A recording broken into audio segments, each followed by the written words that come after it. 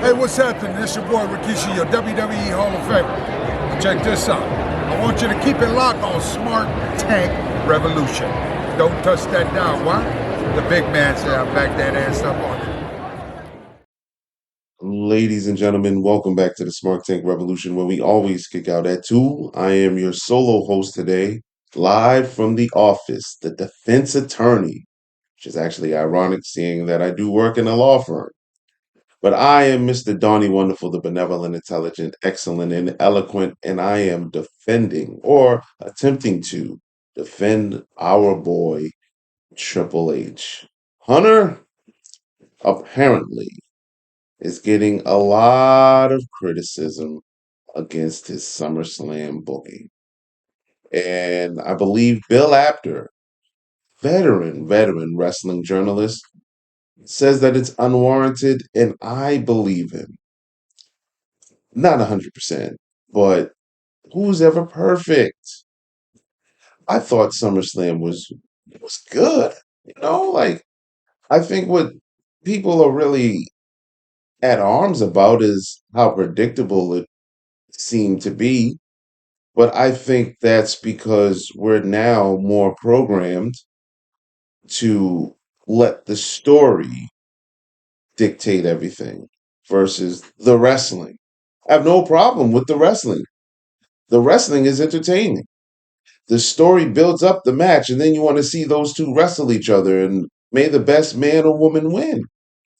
And this is my stance on it. So I'm of the elk that says I appreciate a good story, but stories are just build-ups. They're like promos, you know. You're promoting the match that's gonna happen. That match better deliver. That's all I'm saying. I'm a wrestling guy. A wrestling guy.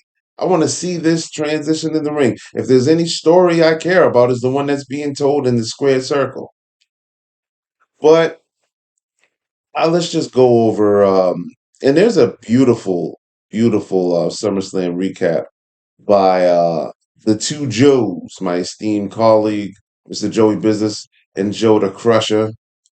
If you haven't, please go back and give it a listen.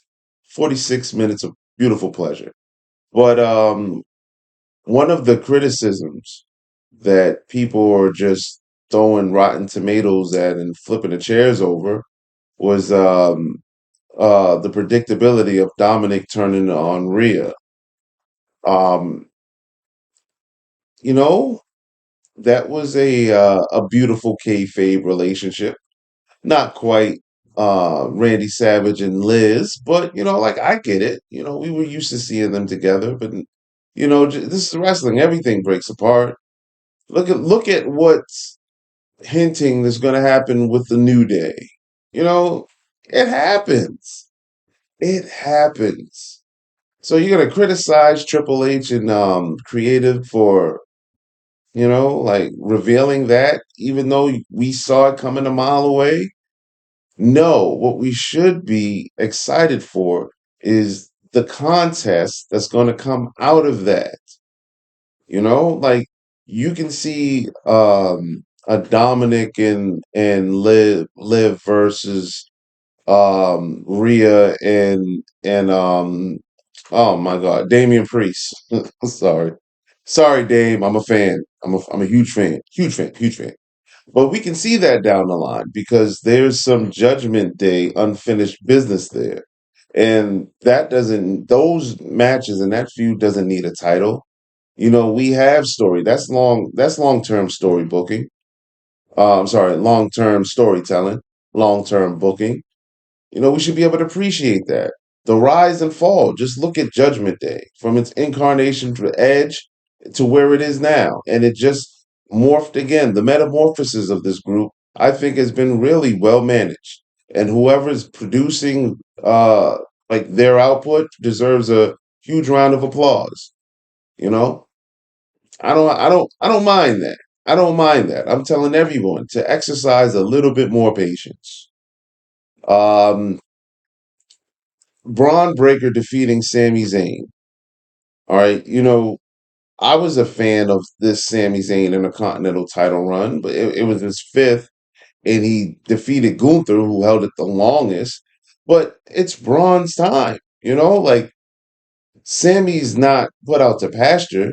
We know, or we should have that feeling. And this is just me. I can only speak for me right here.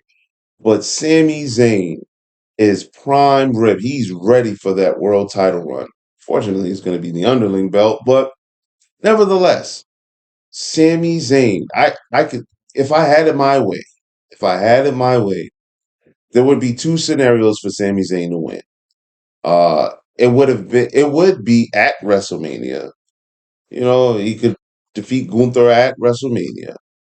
Or what I would like to see, and maybe not at this year's WrestleMania, but next year's WrestleMania, I need another undisputed champion. I need title for title for all the marbles. There can only be one champion. I don't care what anybody says. There can only be one champion. As it stands right now, the lineal champion is Cody Rhodes because he beat the man who beat the man who beat the men. I don't care about the underling belt. I've eased my criticisms on the look of the belt. All right, so I began coming around to it. But as long as Cody Rhodes has his belt, he's the real champion. This is just the underling belt. So this is why classic babyface versus babyface, WrestleMania 6, Hulk Hogan versus Ultimate Warrior, Sami Zayn versus Cody Rhodes for all the marbles. Winner holds both belts. Loser shakes hands and hugs, and they do the quintessential arm raise. Here's the champion. This is the things we need.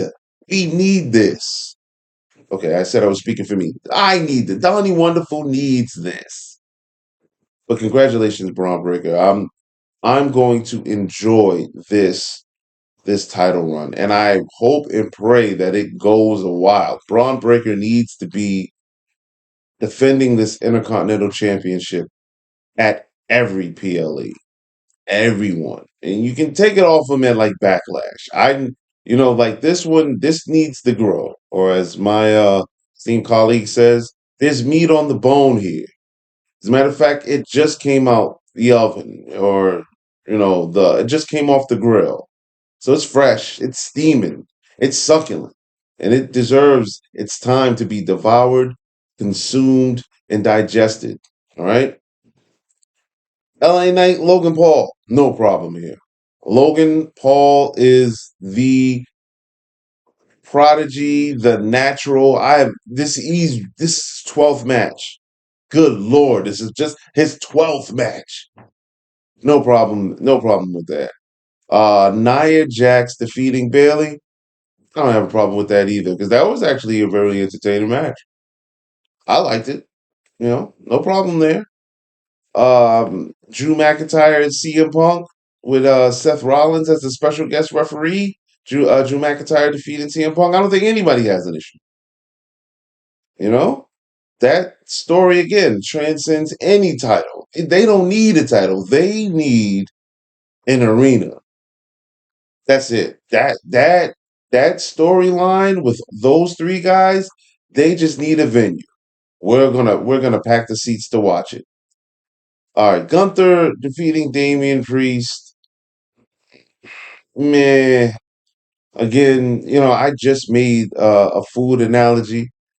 You know, we really could have used more time to digest Gunther's dominant Intercontinental title reign. There's already whispers that they put the belt on him too soon. Like, wow. Right? They put the belt on him too soon. I would have loved to have him won this thing at Royal Rumble. Like we're only used now. Like, look, we're only used to Gunther having long, effective title reigns. So the SummerSlam to WrestleMania, the the quintessential title reign, as I deemed it, goes from WrestleMania to SummerSlam / Survivor Series. But it works unilaterally as well. You can win it at either one of those events, and then drop it at WrestleMania. that's the one that gets you in the history book, you know? So I'm looking forward to see what they're gonna do there. There's tons of guys that I would love to see Gunther wrestle. And I pray that when he does drop that belt, it's to another first time champion, which could be Sami Zayn, which very well could be Sami Zayn, but it should be down the line. Or not. I trust you, Hunter. But the reason why that I wasn't so excited about Gunther winning at SummerSlam, even though I completely understand, because I was just saying, well, like this, and now don't get me wrong, this does top off a phenomenal 2024. King of the Ring. He's been solidified the longest IC title run.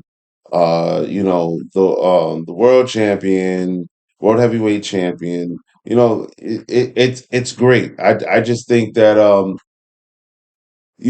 he should have cleaned up some more loose ends. You really, really, really stress that he's the ring general. There was still some more guys from the beat, and not just in the tournament mode.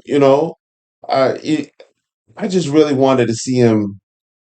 Uh, I just wanted to see more before he won that belt, and I wanted it to be all right. Listen, this man done crushed everybody.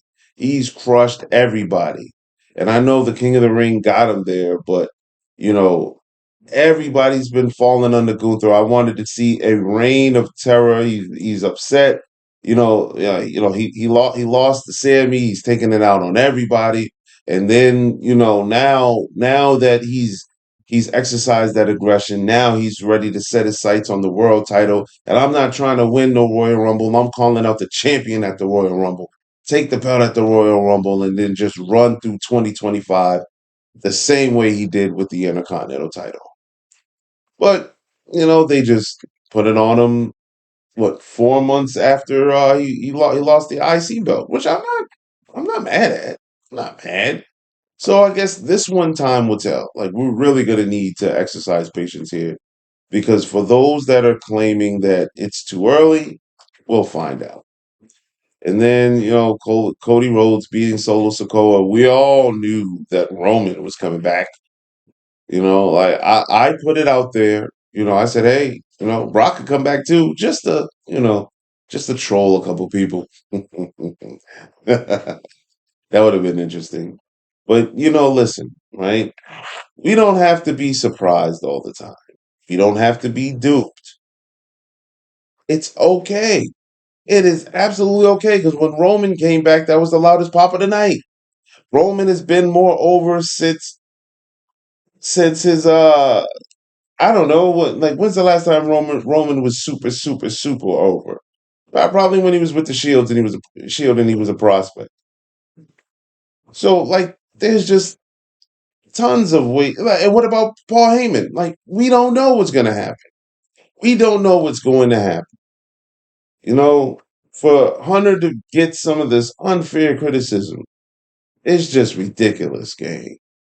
Be more patient.